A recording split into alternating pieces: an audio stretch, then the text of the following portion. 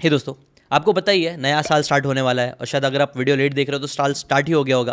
तो मैं नोटिस कर रहा था कि मैं कौन से टॉपिक पे वीडियो बनाऊं। तो मैंने देखा कि कई सारे लोग जो है वो अलग अलग टॉपिक पे वीडियो बना रहे हैं। मुझे लगा इस पे मुझे भी टॉपिक पे वीडियो बनाना चाहिए। क्या टॉपिक थे कि यार हद पार मेहनत करो, 100 घंटे इलॉन मस्क की तरह काम करो, 30 दिन में 1 साल के गोल्स अचीव कर लो ना। ये जो सारे टॉपिक्स है वो काफ़ी इंटरेस्टिंग है और इसके ऊपर वीडियो बनाऊंगा तो मेरे चैनल पर चलते भी है। बट फिर एक स्टेप पीछे जाके मैंने सोचा कि क्या सच में इस टॉपिक पे वीडियो बनाना चाहिए। तब मुझे रियलाइज हुआ कि नहीं, ये टॉपिक सही नहीं है। इससे बेटर और इंपॉर्टेंट टॉपिक है जिस पे मुझे वीडियो बनाना चाहिए, जो आज का ये वीडियो होने वाला है, जो है about 13 habits that will destroy your life, जो आपको लाइफ से निकालना है। देखो, वॉरेन बफेट के जो बहुत ही खासम खास है चार्ली मंगर, वो एक लॉ ऑफ इनवर्स बताते हैं कि जिंदगी में क्या करना है वो चीज़ से कई बार ज़्यादा इंपॉर्टेंट हो जाता है कि जिंदगी में आपको क्या नहीं करना है। और जैसे जैसे आप क्या नहीं करना है उसको ही फॉलो करने लग जाओगे तो ऑटोमेटिकली आपके गोल्स अचीव होने लग जाएंगे। इस पिछले साल में मैंने कई सारी बुक्स पढ़ी और मुझे समझ में आया कि 13 ऐसी बहुत खतरनाक गंदी आदतें हमारे अंदर आ गई है, जो गंदी आदतों को सबसे पहले निकालना जरूरी है। क्योंकि एक बार ये गंदी आदतें हमारी लाइफ से निकलना स्टार्ट होगी ना, ऑटोमेटिकली अच्छी आदतें आना स्टार्ट हो जाएगी। ऑटोमेटिकली हम हार्डवर्क और ये सारी चीज़ें कर पाएंगे। लेकिन कई बार हम ये सारी चीज़ें नहीं कर पाएंगे डायरेक्टली जब तक ये आदतें हमारी लाइफ में होगी।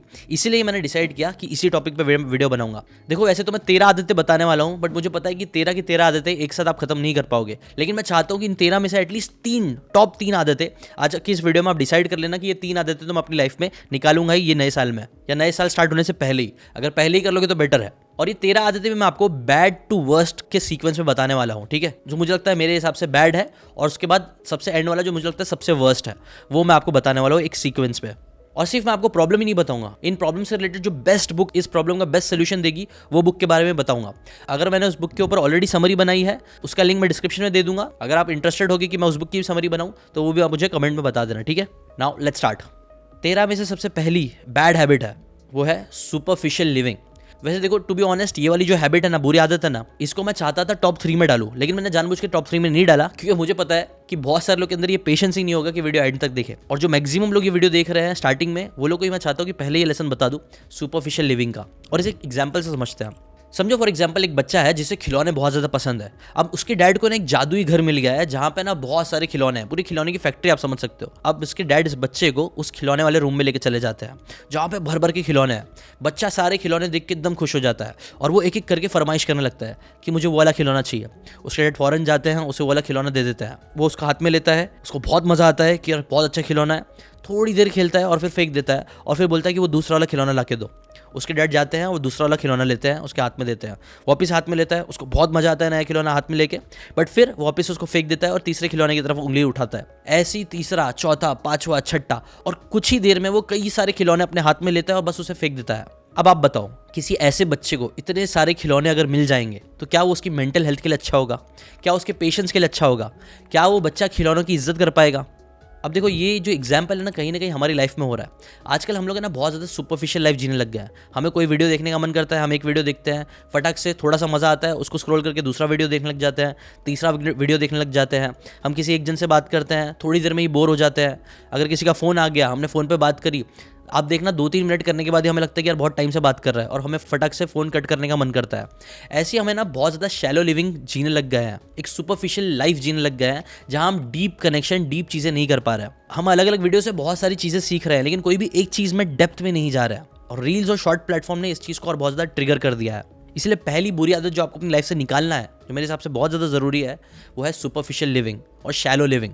बिकॉज जब तक आप ऐसे जियोगे ना, तब तक आप अपनी लाइफ में पेशेंस नहीं अचीव कर पाओगे। और टू बी ऑनेस्ट, पेशेंस ही one of the most important चीज़ है जो आपको लाइफ में सक्सेस देगा। और यही रीज़न भी था जिसकी वजह से ही आप बोल सकते हो मैंने वो वीडियो क्रिएट नहीं किया जो मैं सोच रहा था कि 30 डेज में 1 साल के गोल कैसे अचीव कर सकते हैं, या फिर हद पार मेहनत करो, 100 घंटा काम करो।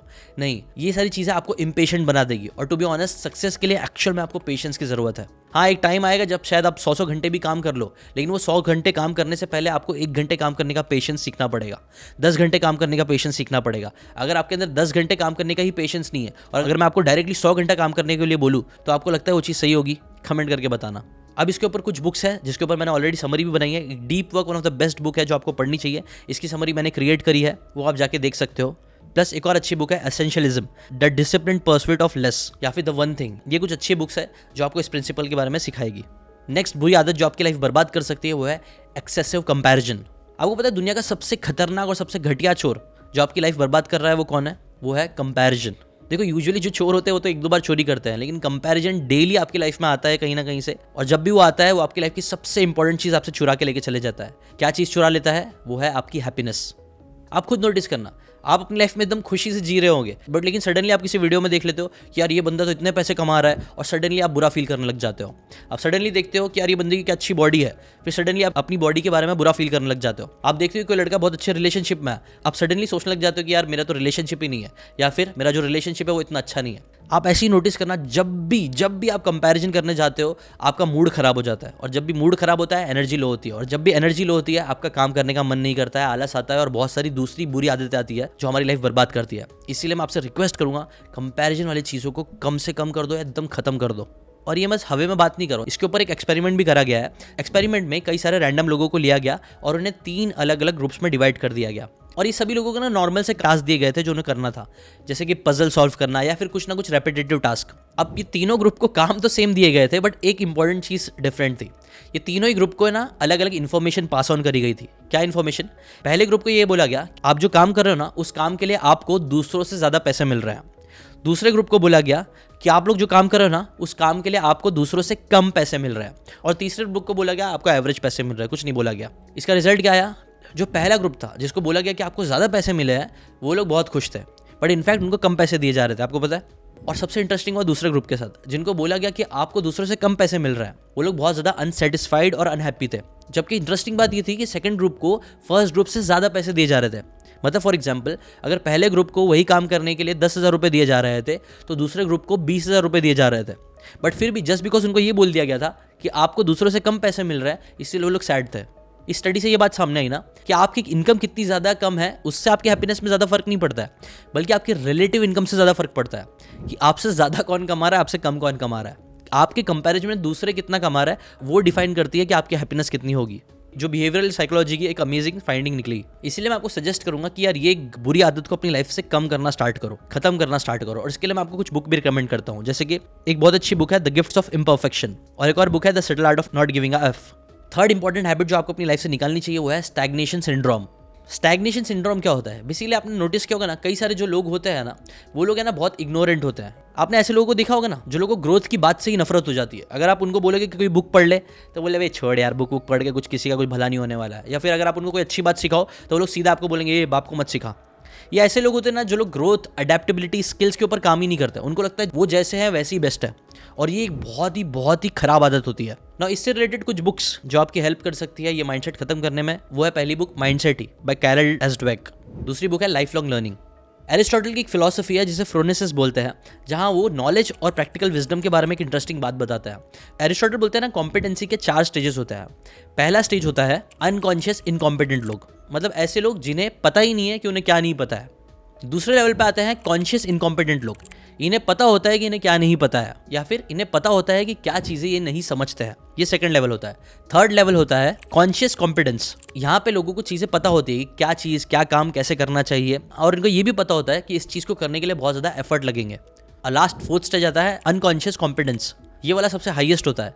यहाँ पे एक इंसान कोई भी बात को, कोई भी चीज़ को इतने अच्छे से समझ जाता है, सीख लेता है कि फिर वो अनकॉन्शियसली उस काम को करने लगता है। जैसे कि फॉर एग्जांपल एक आदमी है जिसे पता ही नहीं कि उसे हार्डवर्क करना चाहिए सक्सेस के लिए। दूसरा आदमी है जिसने सुना है कि हाँ हार्डवर्क करना चाहिए अमीर बनने के लिए, लेकिन उसको समझ नहीं आता कि हार्डवर्क कैसे करना है। तीसरा टाइप का इंसान है जिसे पता है कि हार्डवर्क कैसे करना है, बट हाँ उसके लिए उसको बहुत ज़्यादा एफर्ट डालने पड़ेंगे। और फोर्थ स्टेज वाला ऐसा बंदा होता है जिसे पता है हार्डवर्क कैसे करना है, और उसको वो नॉलेज इतने अच्छे से समझ में आ गई है, इतने अच्छे से उसके दिमाग में बैठ गई है कि वो उसका इंस्टिंक्ट बन चुका है। वो बिना सोचे हार्डवर्क करता ही रहता है। आप बताओ इन चारों में से कौन सा इंसान जिंदगी में ज़्यादा आगे बढ़ेगा? नाउ पावर ऑफ हैबिट जो चार्ल्स डुहक ने लिखी है ना, उन्होंने भी बोला है कि कोई भी हैबिट फॉर्म करने के लिए भी ना आपको ऐसे 3 स्टेजेस होते हैं। पहला होता है इनिशियल अवेयरनेस, जहाँ पे आप कोई चीज़ सीखते हो, कोई बात सीखते हो। फिर आता है प्रैक्टिस और रिपीटिशन, जहाँ आप चीज़ों को बार बार प्रैक्टिस करके अंडरस्टैंड करते हो कि हाँ वो चीज़ को करना कैसे है। और फिर आता है ऑटोमेटिक बिहेवियर, जहाँ पे आप इतनी बार चीज़ों को रिपीट कर लेते हो कि वो आपकी हैबिट बन जाती है। अगर आपको अपनी लाइफ चेंज करना है तो आपको ये 3 फेजेस से गुजरना ही गुजरना होगा। जैसे कि फॉर एग्जांपल आपने एक चीज़ समझ ली कि हाँ वीडियो बनाने से पैसे कमा सकते हैं। दूसरा, फिर आपने वीडियोस बना के प्रैक्टिस करना स्टार्ट कर दिए कि कैसे वीडियोस बनते हैं, उसके पीछे का साइंस समझने लग गए, कैसे काम करना है, उसके पीछे की स्किल्स पे आप काम करने लग गए। फिर थर्ड, आप इतना उस काम को कर चुके हो कि वो आपकी हैबिट बन गई। अब आप डेली हैबिचुअली कंटेंट क्रिएट करते जा रहे हो और वो चीज़ आपको सिग्निफिकेंट रिजल्ट देते ही जा रही है। नेक्स्ट बुरी आदत जो आपकी लाइफ बर्बाद कर सकती है वो है लैक ऑफ EQ। IQ नहीं, EQ मतलब इमोशनल इंटेलिजेंस। मुझे ना एक कोट बहुत ज़्यादा पसंद है एरिस्टोटल का, जो ग्रीक फिलोसोफर थे। मैं थोड़ा पैराफ्रेज करके बोल रहा हूँ। वो बोलते हैं ना, तो गुस्सा करना आसान है, कोई भी कर सकता है, लेकिन गुस्सा सही इंसान पे करना, सही टाइम पे करना, सही जगह पे करना, सही हद तक करना, सही इंटेंशन के साथ करना, सही पर्पस के लिए करना, ये चीज़ सबकी बस की बात नहीं है। मैक्सिमम लोग को देखना, वो लोग इमोशंस के बेसिस पे ही ज़िंदगी बिताते हैं। उनको कभी भी गुस्सा आता है, कुछ भी होता है, और वो अपने कंट्रोल में ही नहीं रहता है। जबकि आपने खुद नोटिस करा होगा, जितने भी सक्सेसफुल लोग होते हैं या बड़े लेवल के जो लोग होते हैं ना, वो लोग अपने इमोशंस को बहुत कंट्रोल में रखते हैं। बिकॉज उनको मालूम है, उनके इमोशंस को अगर वो कंट्रोल नहीं कर पाएंगे तो उनके इमोशंस उनकी लाइफ को कंट्रोल कर लेंगे, जो ऑब्वियसली अच्छा नहीं होता है, क्योंकि वो बहुत अप एंड डाउन होते रहता है। लो EQ होना आपकी लाइफ बर्बाद कर सकता है। और मैं आपको ना इसके एग्जांपल देता हूँ। समझो 2 लोग हैं, एक राज है और एक राहुल है। राज जो है उसका EQ लो है और राहुल का EQ ज़्यादा है। तो क्या होएगा, देखो, अगर एक इंसान राज को फीडबैक देगा तो राज बोलेगा कि भाई मेरे को क्यों सिखा रहा है तू, मेरे को लेक्चर मत दे, तू अपना देख। जबकि राहुल क्या करेगा, वो गुस्सा होने के बजाय अगर वो जेन्युइन फीडबैक रहेगा तो उसको लेगा और अपने आप को इंप्रूव करेगा। लो EQ वाले इंसान को जब कोई स्ट्रेसफुल काम देगा और अगर वो ऑलरेडी स्ट्रेस में है तो वो आउट ऑफ कंट्रोल हो जाएगा, गुस्सा हो जाएगा, झगड़ा करने लगेगा। लेकिन हाई EQ वाला इंसान क्या बोलेगा कि राइट नाउ मैं ओवरवेल्म फील कर रहा हूँ, थोड़े टाइम बाद बात करते हैं। लो EQ वाले से अगर आप कोई झगड़ा हो जाता है, कॉन्फ्लिक्ट हो जाता है, तो वो क्या करेगा, झगड़ा बढ़ा देगा। हाई EQ वाला क्या करेगा, वो अपने गुस्से को शांत होने के बाद बात करना चालू करेगा। लो EQ वाले इंसान के पास कोई प्रॉब्लम लेके आएगा तो वो बोलेगा कि क्या तू छोटी छोटी बात पर रोता रहता है। हाई EQ वाले इंसान के पास कोई आएगा तो वो बोलेगा that sounds frustrating, how can I help you. ऐसी आप नोटिस करना, हाई EQ और लो EQ में बहुत सारा डिफरेंस होता है, जो लोगों का पूरा कैरेक्टर बदल देता है। और ये कैरेक्टर ही, जैसे कि मैंने पहले भी वीडियो में बताया, character one of the most important चीज़ होती है जो आपको एक स्ट्रॉन्ग इंसान बनाती है लाइफ में आगे बढ़ने के लिए। और अगर आपके इमोशंस का कंट्रोल आपके हाथ में नहीं रहेगा तो आप बड़ी चीज़ें नहीं कर पाओगे। इसलिए EQ पे भी काम करो। और इसके लिए कुछ बुक्स भी मैं आपको रिकमेंड करता हूँ। एक बहुत ही अच्छी बुक है जिसका नाम है इमोशनल इंटेलिजेंस, डैनियल गोलमैन की, और दूसरी बुक है मैनेज योर इमोशंस। ये दोनों बुक पे ही मैंने समरी बनाई है, प्लेलिस्ट नीचे है, वहाँ से जाके आप देख सकते हो। नेक्स्ट बुरी आदत जो आपकी लाइफ खराब कर सकती है वो है नेगेटिव सेल्फ टॉक। कई बार देखो ऐसा होता है लोगों के साथ, जब वो कोई गलती कर देते हैं ना तो अपने आप को बोलते हैं कि यार कितना बड़ा स्टूपिड हूँ, यार मैं कितना बड़ा स्टूपिड हूँ, मैं कोई काम अच्छे से नहीं कर पाता हूँ। नेगेटिव सेल्फ टॉक है ना, एक बहुत ही खतरनाक चीज़ है जो आपकी मेंटल वेलबींग को ख़त्म कर सकता है, आपको ओवर थिंकिंग प्रॉब्लम दे सकता है, आपका कॉन्फिडेंस खराब कर सकता है। इसीलिए ये भी एक बहुत खतरनाक हैबिट है जिससे आपको बचना चाहिए। अभी मैं आपको कुछ एग्जांपल्स देता हूँ जिससे आपको समझ में आएगा नेगेटिव सेल्फ टॉक होता क्या क्या है, ठीक है। जैसे कि फॉर एग्जांपल, अगर एक इंसान ने मिस्टेक कर दिया तो नेगेटिव सेल्फ टॉक वाला इंसान बोलेगा अरे यार मैं कितना बड़ा स्टूपिड इंसान हूँ, मैं एक काम ढंग से नहीं कर पाता हूँ। या फिर कोई चैलेंज आ गया तो बोलेगा ये चैलेंज तो मैं फेस कर ही नहीं पाऊंगा, ये मेरे बस की बात ही नहीं है। कोई उसे क्रिटिसाइज कर देगा तो वो अपने आप को एक कंप्लीट फेलियर समझने लग जाएगा। कोई उसे रिजेक्ट कर दिया सेल्स के लिए या रिलेशनशिप के लिए तो वो बोलेगा यार कोई भी मुझे पसंद नहीं करता है, मैं किसी की भी वर्दी नहीं हूँ। जबकि देखो जो पॉजिटिव सेल्फ टॉक वाला होगा वो कैसा रिएक्ट करेगा, वो बोलेगा चलो गलती हो गई तो कोई बात नहीं, इस गलती से मैं सीखूंगा, आगे बढ़ूंगा। चैलेंज मिलेगा उसको, वो क्या बोलेगा, हाँ ये चीज़ टफ है, करना टफ है, बट कोई बात नहीं, फिर भी मैं करके दिखाऊंगा। कोई क्रिटिसाइज करेगा तो उसे क्रिटिसिज्म के बजाय एज अ फीडबैक लेने की कोशिश करेगा, अगर वो जेन्युइन है तो। नेगेटिव सेल्फ टॉक एक बहुत ही खतरनाक चीज़ हो सकती है, एक ऐसी तलवार है जो आपका गला काट सकती है। तो उससे बचने के लिए कुछ बुक्स भी हैं जो मैं आपको रिकमेंड करूंगा। एक है सेल्फ कंपैशन बाय क्रिस्टीन नेफ और दूसरी है अनटीथर्ड सोल। और एक और बुक है जिसके ऊपर मैंने वीडियो भी बनाया है, नो मोर मिस्टर नाइस गाय, वो बुक की समरी भी मैंने बनाई है। नेक्स्ट बहुत ही खतरनाक हैबिट जो आपकी लाइफ बर्बाद कर सकती है वो है द टाइम थीफ, प्रोक्रेस्टिनेशन। एक बार एक कैप्टन होता है जिसके पास एक बहुत ही बढ़िया सा शिप होता है। वो शिप बहुत ही कमाल की होती है जिसको सब बहुत ज़्यादा पसंद करता है और वो खुद अपनी जान से ज़्यादा उस शिप की परवाह करता है। बट फिर क्या होता है, एक दिन ऐसे उसकी शिप जब खड़ी हुई रहती है ना डॉक पे, तब कुछ लोग आते हैं और बोलते हैं कि आपकी शिप में ना थोड़ी सी ना ऐसा लग रहा है आग जैसी लग गई है, कुछ रोशनी आ रही है, आप प्लीज़ जाके उसे देख लो। लेकिन ये आदमी जो रहता है ना वो बड़ा ही आलसी रहता है, काहिल रहता है। वो बोलता है कि नहीं यार शिप ऐसी खड़ी हुई है पानी में, आग वाग कुछ नहीं लगने वाला, आप फिक्र मत करो। और वो अपना आराम से वापस से आराम करने लग जाता है। 1 घंटा हो जाता है, कुछ लोग वापस से आते हैं और बोलते हैं कि आपकी शिप में ना कहीं तो आग लग रही है और वो आग बढ़ती जा रही है। वो आदमी अगेन काहिली करता है कि बोलता है नहीं यार आग वग नहीं लगने वाली, मेरी शिप बहुत अच्छी पावरफुल है, कुछ नहीं होने वाला। और फिर वो सो जाता है। अगले सुबह जब वो उठता है और जाके देखता है तो उसकी जो पूरी शिप है वो पूरी जल के राख हो चुकी होती है। अब आप बताओ ऐसे इंसान को आप क्या बोलोगे, बेवकूफ़ बोलोगे, राइट। ऐसे टाइम में इंसान को प्रोक्रेस्टिनेट नहीं करना चाहिए था, उसको जाके एक्शन लेना चाहिए था, अपनी शिप बचा लेनी चाहिए थी, राइट। बट उस कैप्टन को ना जज करने से पहले एक स्टेप पीछे जाओ और सोचो, हमारी जो लाइफ है वो भी शिप जैसी है और शिप से काफ़ी ज़्यादा वैल्यूबल है, बट ये भी धीरे धीरे जल रही है, बर्बाद हो रही है अलग अलग चीज़ों की वजह से। बट ये जो आग लग रही है जो हमारी जवानी बर्बाद कर रही है, हमारे इतने सारे साल को जला दे रही है, क्या हम उस आग को बुझा रहे हैं? क्या हम अपनी लाइफ को बचा रहे हैं? अब इस पे आंसर आएगा बहुत सारे लोगों का नहीं, राइट? तो इसीलिए बहुत इंपॉर्टेंट है ना कि आप प्रोक्रेस्टिनेशन से लड़ो। और प्रोक्रेस्टिनेशन से लड़ने के लिए एक बहुत ही अमेजिंग बुक है जिसका नाम है द नाउ हैबिट, जो आपको पढ़नी चाहिए। और एक और बहुत इंटरेस्टिंग बुक है जिसका नाम है the getting things done by David Allen. इस बुक की तो समरी भी मैंने बनाई है, जिसकी लिंक मैं दे दूंगा, प्लेलिस्ट में डाल दूंगा, ठीक है? वो जाके आप देख लेना। नेक्स्ट हैबिट जो आपकी लाइफ बर्बाद कर सकती है वो है पुअर फाइनेंशियल हैबिट। आपको पता है इंडिया में 70% से ज़्यादा जो आईफोन है वो लोग EMI पे लेते हैं। और सिर्फ फ़ोन की बात नहीं है, आप देखोगे तो लोग आज बहुत सारा ओवर स्पेंड करते हैं। They are living beyond their means. जितना वो कमाते हैं उससे ज़्यादा खर्च करते हैं। क्यों? क्योंकि उनको दिखाना है। दिखाने वाली लाइफ के पीछे इतना लोग जा रहे हैं जिसकी वजह से उनके जो फाइनेंसेस है वो एकदम ही खराब रहता है। अगर आप स्टैटिस्टिक्स देखोगे तो क्रेडिट कार्ड का कंजम्पशन बढ़ते जा रहा है। एवरेज क्रेडिट कार्ड आज जो लोग स्पेंड कर रहे हैं वो 40,000 से भी ज़्यादा उसकी स्पेंडिंग है। 81% से ज़्यादा लोगों ने अब क्रेडिट कार्ड यूज़ करना स्टार्ट कर दिया है पिछले कुछ सालों में ही। ये सब चीज़ क्या दिखा रही है? ये सब दिखा रही है कि कैसे हम लोग ना फाइनेंशियल नॉलेज होना चाहिए ना, वो लोगों की वीक है और ख़राब होती ही जा रही है। लोग है ना अपने आप को अमीर बनाने के बजाय अमीर दिखाना ज़्यादा पसंद कर रहे हैं। इसीलिए लोग 80-80 हज़ार के शूज़ खरीद ले रहे हैं और उससे उनको लग रहा है कि हम बहुत अमीर हो गए। जबकि एक्चुअल में अगर आप देखोगे तो यही लोग कई बार रिक्शे से आ रहे होते हैं। इस पर एक बहुत इंटरेस्टिंग बात भी मैंने सुना था, आप ये गलती मत करो, अपने आप को रिच दिखाने पे फोकस मत करो, एक्चुअल में रिच बनो। फॉर एग्जाम्पल कोई दोस्त है जो ज़्यादा पैसे वाला नहीं है, अगर वो जॉर्डन्स की भी शूज़ पहन के आएगा और आपको आके दिखा के बोलेगा इतने हज़ारों और लाखों रुपए के शूज़ लिए हैं, तब भी आप उसकी बात पे भरोसा नहीं करोगे। लेकिन अगर शाहरुख खान फेक जॉर्डन्स भी पहन के आएगा तो भी लोग उससे बोलेंगे यार इसने तो रियल वाला जॉर्डन पहना है, राइट? क्यों? क्योंकि एक्चुअल में दिखावे वाली अमीरी और एक्चुअल अमीरी अलग होती है। और हमें ना एक्चुअल अमीरी पे फोकस करना चाहिए। अगर आप अपने स्टेटस को बढ़ा लोगे, अगर आप एक्चुअल में अमीर बन जाओगे, ऑटोमेटिकली आपका स्टेटस ऊपर आएगा और आप फेक चीज़ें भी पहनोगे तो भी लोग उसको रियल बोलेंगे। और एक्चुअल में आपको उसी चीज़ पे काम भी करना चाहिए। और ये गलती मत करो, फाइनेंशियल एजुकेशन लो। और इसके लिए one of the best book जो मैंने पढ़ी है वो रिच डैड पुअर डैड ही थी, जिसकी समरी भी मैंने बनाई है। Let me teach you to be rich, ये भी एक बहुत इंटरेस्टिंग बुक है। और एक और इंटरेस्टिंग बुक है योर मनी योर लाइफ। ये बुक्स आप पढ़ सकते हो अपनी फाइनेंशियल लिटरेसी बढ़ाने के लिए। नेक्स्ट आदत जो आपकी लाइफ को बर्बाद कर सकती है वो है अवॉइडिंग रिस्पॉन्सिबिलिटी। एक बार एक लड़का एक्टिवा चलाते हुए जा रहा था, तभी उसको फ़ोन आया। जैसे ही उसने फ़ोन निकाल के बात करने गया ना, क्या हुआ, सामने गाड़ी आ गई थी, वो ब्रेक नहीं मार पाया, उसने उस गाड़ी को ठोक दिया। अब इसके बाद जब वो गाड़ी वाला बाहर निकला और उसने बोला कि ये तू क्या कर रहा था, ये पागल है क्या, ये सारी चीज़ें, तो वो क्या बोलते हैं पता है? सॉरी भाई, वो है ना असल में मेरे दोस्त ने फ़ोन कर दिया, वो गधा है, उसने फ़ोन कर दिया इसलिए फ़ोन आ गया तो मैंने फ़ोन उठा लिया। ये वही टाइप के लोग होते हैं जिन्हें ज़िंदगी में ना कभी रिस्पॉन्सिबिलिटी लेने की आदत नहीं होती है। खुद से बंदे ने फ़ोन जेब से निकाल के फ़ोन उठा लिया और फ़ोन उठाने का और ठोकने का भी ब्लेम उसने किस पे डाल दिया? अपने दोस्त पे। ये टाइप के लोगों से ना आपको लाइफ में बच के रहना चाहिए, बिकॉज ये लोग कभी भी लाइफ में रिस्पॉन्सिबिलिटी नहीं लेता है। और टू बी ऑनेस्ट आपको भी ऐसा इंसान नहीं बनना चाहिए, क्योंकि कहीं ना कहीं हम भी कई बार ऐसे इंसान बन जाते हैं जाने अनजाने में। देखो जो लोग रिस्पॉन्सिबिलिटी नहीं रहते ना, वो लोग से अगर आप पूछोगे कि आप एग्जाम में फेल क्यों हो गए, तो बोलेंगे यार जो पेपर सेट करने वाला था ना उसने पेपर बहुत टफ सेट कर दिया, या फिर उसने वो सारे क्वेश्चंस डाल दिया जो मैंने नहीं पढ़ा था। वो ये नहीं बोलेगा कि नहीं मैंने तैयारी अच्छी नहीं करी थी, वो ये बोलेगा कि पेपर टफ था, मेरी किस्मत खराब थी, इस वजह से मेरे को वो क्वेश्चंस नहीं आया जो मैंने पढ़ा था। जो रिस्पॉन्सिबिलिटी नहीं रहते उनसे अगर पूछो कि आपका वीडियो क्यों नहीं चला, तो वो बोलेगा अरे यार एल्गोरिदम खराब है, एल्गोरिदम है ना मेरे को सपोर्ट ही नहीं करता है। बिजनेसमैन जो रिस्पॉन्सिबिलिटी नहीं रहता है वो लोग बोलेंगे यार कस्टमर ही कंजूस होते हैं, वो लोग पैसे ही नहीं देते हैं।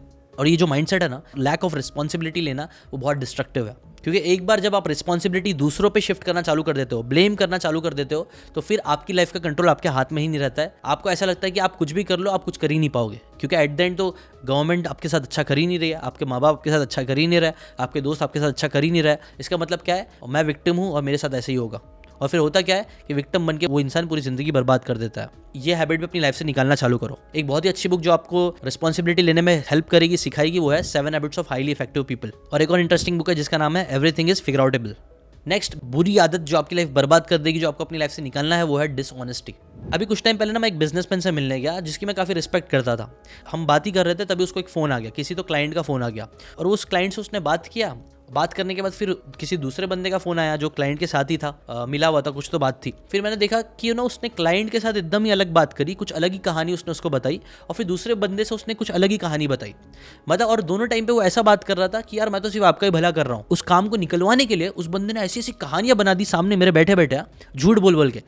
एक को अलग झूठ बोला, दूसरे को अलग झूठ बोला, और ऐसा मैनिपुलेट कर दिया कि दोनों मान गए और उसका काम निकल गया। और ऐसी बात करने के बाद उन्होंने मेरे को देखा और बोला देखो ऐसे बात किया जाता है, ऐसा हैंडल किया जाता है। अब टू बी ऑनेस्ट ये देखने के बाद है ना, मेरे को अच्छा लगने के बजाय मुझे बुरा लगा कि यार ये बंदा ऐसा था, मैंने कभी सोचा नहीं था ये इतना झूठ बोलेगा। इसके बाद क्या हुआ कि वो बंदे ने जो भी बात मेरे बारे में भी बोली थी, मुझे ऐसा लगने लग गया कि भाई ये इसने मेरे बारे में भी कोई सच बात बोली थी कि नहीं। और यही होता है डिसऑनेस्टी का नतीजा। जब आप है ना डिसऑनेस्ट होते हो ना अपनी लाइफ में, तो देखो आप है ना शायद शॉर्ट टर्म के लिए कुछ ना कुछ गेन कर लोगे, आपको फायदा हो जाएगा, लेकिन ट्रस्ट मी लॉन्ग रन में ना आप पे लोग ट्रस्ट करना बंद कर देंगे। और सबसे बुरी बात, आप खुद पे ट्रस्ट करना बंद कर दोगे, क्योंकि कई बार जो लोग डिसऑनेस्ट दूसरों के साथ होते हैं ना, वो ऑटोमेटिकली फिर अपने साथ भी डिसऑनेस्ट होने लग जाते हैं। वो अपने आप को भी एक्सक्यूज देने लग जाते हैं। वो कई बार डिसाइड करते हैं कि हाँ मैं कल जिम जाऊंगा, लेकिन फिर वो लोग जिम नहीं जाते क्योंकि लोग झूठ बोलते हैं, अरे यार आज ना ट्रेनर नहीं आया होगा, और ट्रेनर आज आके अच्छे से सिखाता नहीं है, तो एक काम करता हूँ छोड़ नहीं जाता हूँ। फिर ऐसे लोग है ना कई बार दूसरों से झूठ बोलते बोलते अपने आप से भी झूठ बोलने लग जाते हैं।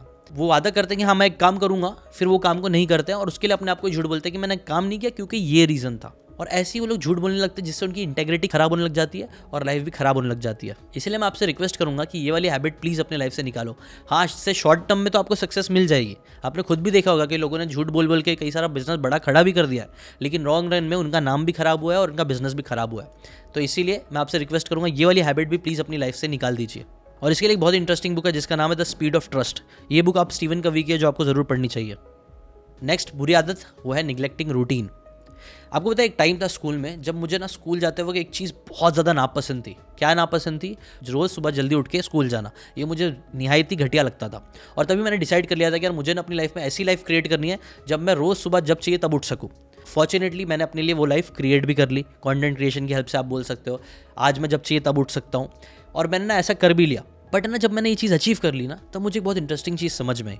मुझे समझ में आया ना कि डिसिप्लिन जिसको मैं इतना ज़्यादा हेट करता था ना, एक्चुअल में वो मेरे लिए बहुत ज़्यादा ज़रूरी है। बिकॉज जब मैंने अपनी लाइफ को विदाउट डिसिप्लिन विदाउट रूटीन जीना स्टार्ट किया ना, ट्रस्ट मी वो मेरी लाइफ का one of the worst phase था। बिकॉज तब है ना मुझे समझ में नहीं आता था कि करना क्या है क्या नहीं करना है, और मेरे अंदर बहुत ज़्यादा लेजीनेस आती थी। मुझे कुछ करने का मन नहीं करता था, मैं चिड़चिड़ा होने लग गया था। और मुझे इसका रूट कॉज समझ में आया, क्या था? Lack of discipline. तब मुझे एक बहुत इंटरेस्टिंग लेसन समझ में आया। डिसिप्लिन के दो पार्ट होते हैं, एक डिसिप्लिन जो आपसे ज़बरदस्ती कराई जाती है और एक डिसिप्लिन होती है सेल्फ डिसिप्लिन। देखो जो ज़बरदस्ती आपको डिसिप्लिन कराई जाती है कि ऐसे ऐसा ऐसा करना है, वो चीज़ें यूजुअली हम बहुत ज़्यादा हेट करते हैं। और वो चीज़ आप अगर अपनी लाइफ से निकालोगे तो ठीक है, एक बार समझ में भी आ गया। लेकिन एक चीज़ जो आपको अपनी नहीं निकालना चाहिए अपनी लाइफ से, वो है सेल्फ डिसिप्लिन।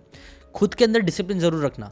खुद सुबह जल्दी उठो, खुद से चीज़ें करो और एक रूटीन मेंटेन करो। बिकॉज रूटीन नहीं रहेगी ना तो आप बिल्कुल एक ऐसी शिप की तरह बन जाओगे जिसके पास एंकर ही नहीं है।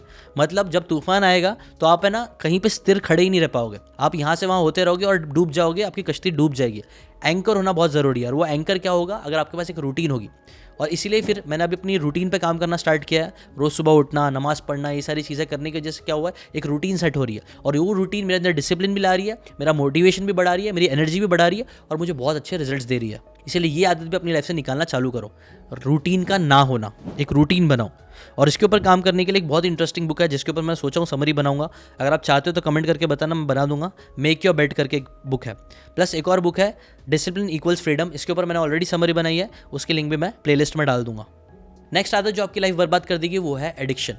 अब देखो एडिक्शन को लेकर ना कई लोगों को एक मिसकंसेप्शन होता है। लोगों को लगता है एडिक्शन मतलब कोकेन करना, हीरोइन या फिर ऐसे हार्ड ड्रग्स करना। बट गेबर मार्टिन ने बोला ना कि एडिक्शन होता क्या है। आजकल हर कोई एडिक्ट है इस डेफिनेशन के हिसाब से।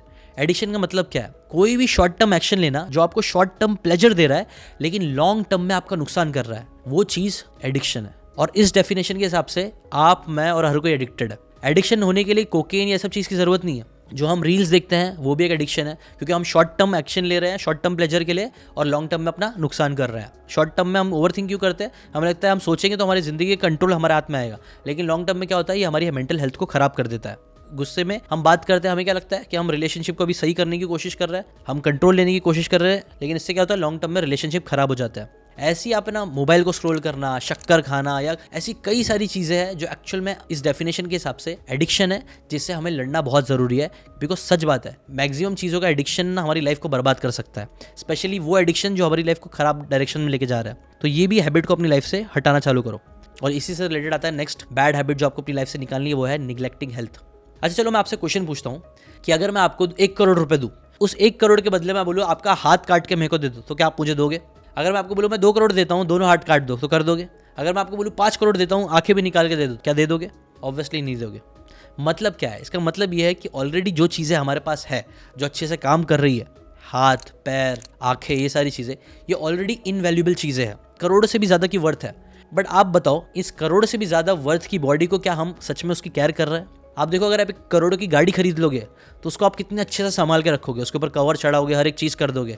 लेकिन ये जो हमारी बॉडी है जिसकी वर्थ करोड़ से भी ज़्यादा की है, जो एक बार खराब हो गया तो रिपेयर होना भी मुश्किल हो जाता है, उसकी क्या हम सच में केयर कर रहे हैं? नहीं कर रहे हैं, स्पेशली आज के टाइम पे तो नहीं कर रहे हैं। हमारा जो मन करता है हम खाते हैं, हम एक्सरसाइज नहीं करते हैं, हम सनलाइट नहीं लेते हैं, हम ढंग से पानी नहीं पीते हैं। हमारा जिस्म, जिसे कई सारे रिलीजन में एज अ टेम्पल बोला जाता है कि कैसे टेम्पल में जाते हो तो चप्पल निकाल के जाओ, उसकी इज्जत करो, वैसे हमारी बॉडी की हमें इज्जत करनी चाहिए।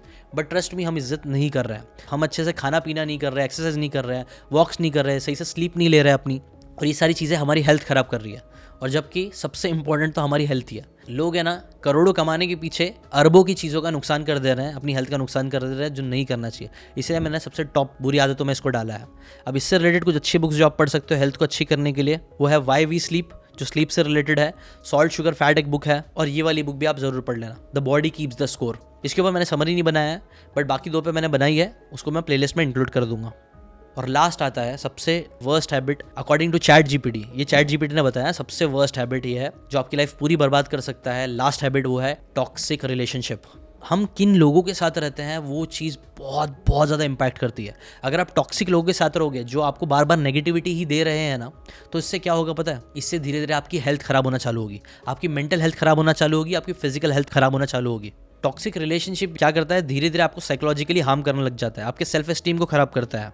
और ऑन द कॉन्ट्ररी, अगर आपके पास अच्छे लोग हैं, अच्छे लोगों के साथ आपका उठना बैठना होगा, तो ट्रस्ट मी आपकी लाइफ जन्नत से कम नहीं होगी।